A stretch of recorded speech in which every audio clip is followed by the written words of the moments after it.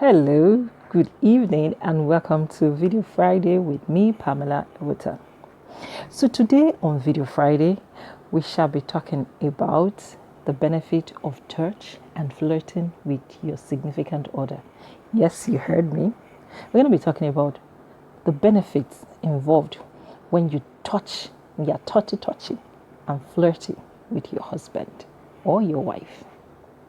So, one of the ways that we can enjoy intimacy with our spouse is by touching each other, connecting through touch.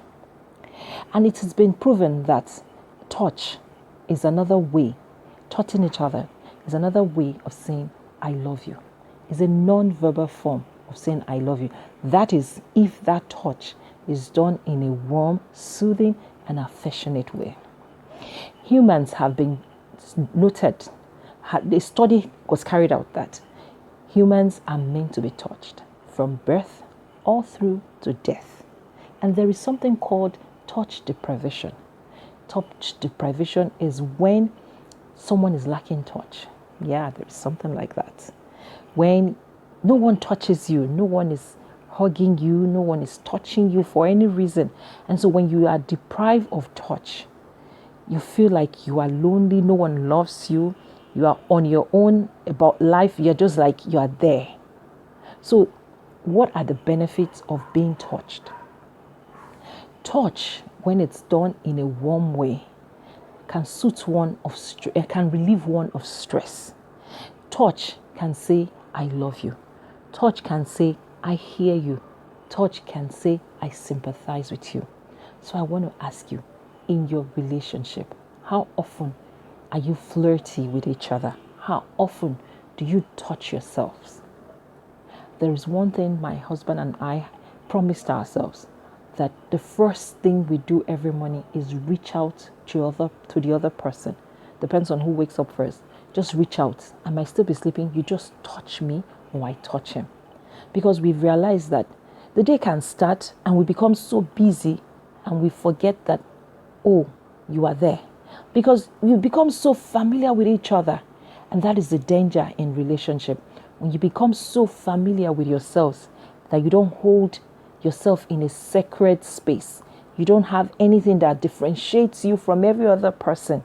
So where is the intimacy in the relationship? So when you touch each other in warm and affectionate way, it's for reaffirmation, it's for love, reassurance that I'm there. You could have had a very stressful day, but on getting home and your husband gives you a hug or your wife gives you a hug, you are just calm and you say, oh, someone has got my back. And so that's the benefit of touch. And do you know that touch can cause the release of the love hormone? And what is this love hormone? It's called oxytocin. It's been proven that when you are touched in a warm and loving way by your significant other, the oxytocin is released in the brain, and that is the love hormone. Who doesn't want to have love hormone all day long? Yeah, living in the bubbles.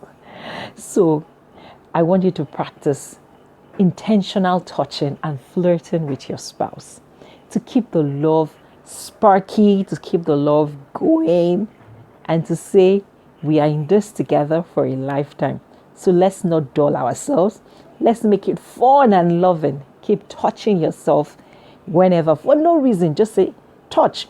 And there are sometimes when you touch, it conveys a message. You know, when you want to spank your child, there's a way you do it and the child knows I have done something wrong. And there's a way you jump in and touch your spouse. It's like, oh, I love you. I miss you. So there are different things. So don't hurt the touch. Touch your spouse. Flirt with each other. You've got yourself and you are in this together. So keep the variety. Keep it loving. Keep it all over the way you want it. So until I come away again, enjoy touching and flirting with each other. It's me, Pamela, signing off. See you. Bye.